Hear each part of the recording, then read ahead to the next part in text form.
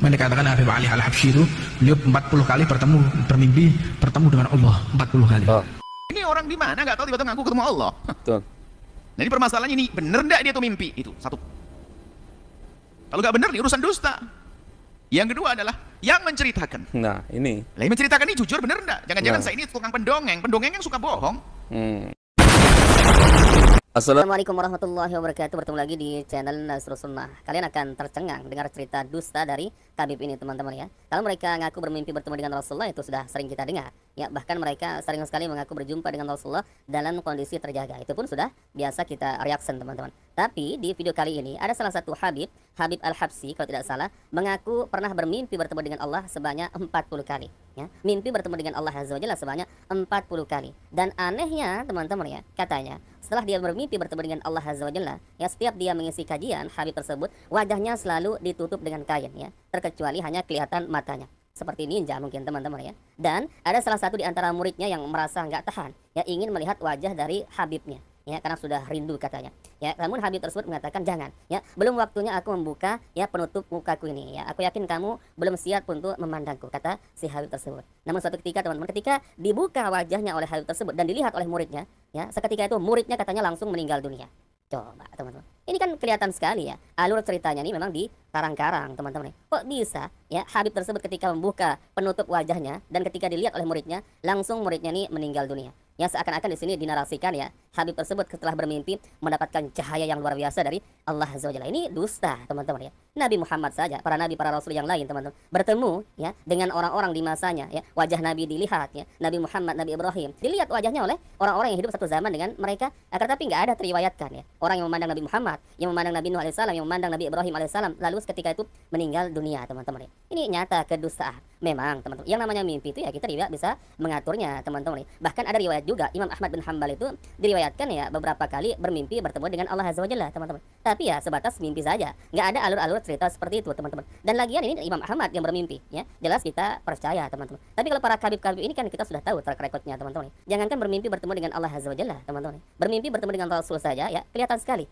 alur cerita mimpi mereka itu diatur-atur ya, seakan-akan tujuannya untuk mengangkat ya derajat dari klan mereka sendiri. Ya Allah, ini sangat mengerikan ya. Mereka ini bukan hanya berani berdusta atas nama Rasulullah, tapi kali ini berdusta atas nama Allah Azza wa Jalla. Coba kita simak videonya, teman-teman. Wali-wali yang dikhususkan oleh Allah. Mereka katakan Habib Ali Al-Habsyi itu beliau 40 kali bermimpi bertemu dengan Allah 40 kali. Oh. 40 kali. Melihat dengan zat ya secara mimpi ya, bukan jaga seperti Rasulullah. Nabi Muhammad jasad-jasadnya. Namun kalau manusia hamba tidak mampu untuk sampai ke arah seperti baginda Nabi Muhammad. Sampai akhirnya beliau Al-Habib Ali Habsyi ini wajahnya dibebel, ditutup pakai ridak, kelihatan matanya gitu. Sampai bertahun-tahun. Beliau tuh ngajar segala macam, kelihatan matanya aja. Pakai kain besar kepalanya, tutup. Akhirnya salah satu santrinya udah tidak tahan, Habib, saya tidak mampu, sudah tidak lihat wajahnya antum, saya tidak mampu. Saya ingin lihat antum. Enggak, jangan, ini tidak bakal mampu ini kan.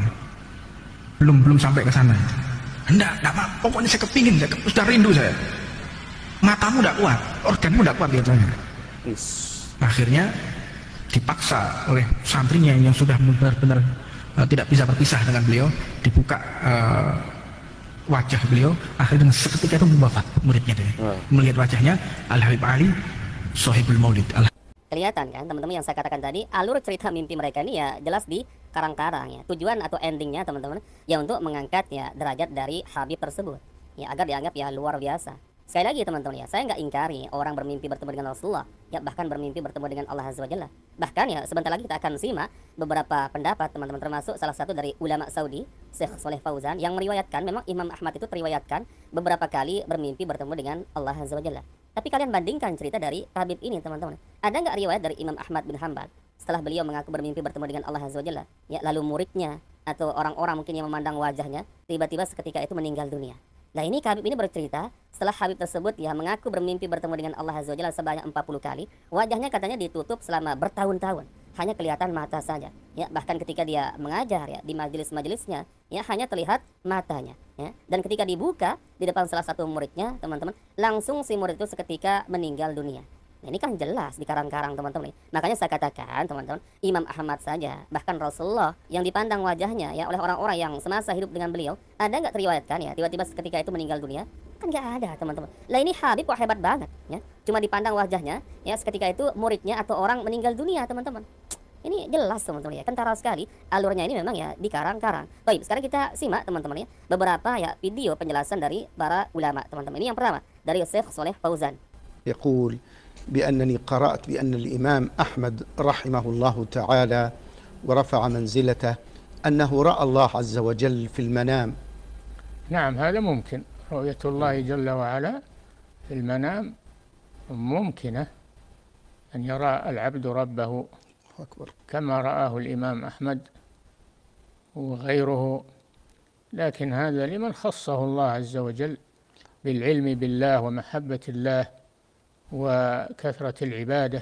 نعم. Nah ini jelas teman-teman. Jadi sekali lagi kita nggak ingkari orang yang mengaku bermimpi bertemu dengan Rasulullah, bahkan mengaku bermimpi bertemu dengan Allah Azza wa Jalla. Ya sampai ada riwayat ini dari Imam Ahmad bin Hanbal yang ternukil beliau juga beberapa kali bermimpi bertemu dengan Allah Azza wa Jalla. Dan ditanggapi oleh Syekh Shalih Fauzan, salah seorang ulama dari Saudi, yaitu mungkin saja ya kata beliau teman-teman. Apalagi orang tersebut orang soleh ya, orang berilmu ya, kecintaannya kepada Allah Azza wa Jalla luar biasa. Akan tapi yang jadi pertanyaannya teman-teman, ada nggak riwayat setelah itu Imam Ahmad bin Hanbal ya ditutup wajahnya misalkan, hanya kelihatan matanya saja. Kemudian ketika dibuka penutup wajahnya, seketika itu ada orang yang meninggal dunia karena memandang wajah Imam Ahmad bin Hanbal. Nggak ada teman-teman. Hanya sebatas itu saja riwayat yang sampai ke kita bahwa Imam Ahmad memang ternukil ya mengaku beberapa kali bermimpi bertemu dengan Allah Azza wa Jalla. Ya sah-sah saja teman-teman. Karena nggak ada alur-alur cerita yang dikarang-karang. Baik, sekarang kita simak yang lebih lengkap lagi teman-teman, penjelasan dari Buya Yahya. Coba kalian simak teman-teman, ini lebih lengkap lagi. Waliullah mimpi ketemu Nabi. Jadi kalau kaidahnya ini sudah benar bahwasanya wali mungkin ketemu Allah. Cuman permasalahannya bukan di sini. Yang apakah benar dia wali lalu dia ketemu Allah dan ngomongnya itu benar atau tidak? Ah, itu teman-teman. Seseorang mengatakan aku mimpi bertemu Allah. Siapa dia? Nah, siapa dia? Dia wali. Ya, kita khusnudon dengan perilakunya yang selama ini baik-baik, nggak pernah terungkap kebohongan dalam hidupnya, nggak ada pernah ciri-ciri bohong. Hidupnya cirinya bohong. Ya. Sedikit ngaku mimpi ketemu Rasulullah, sedikit bohong sini nih. Selalu ngaku ketemu Allah. Kalau dari awal tanda kebohongan, yang bukan dia.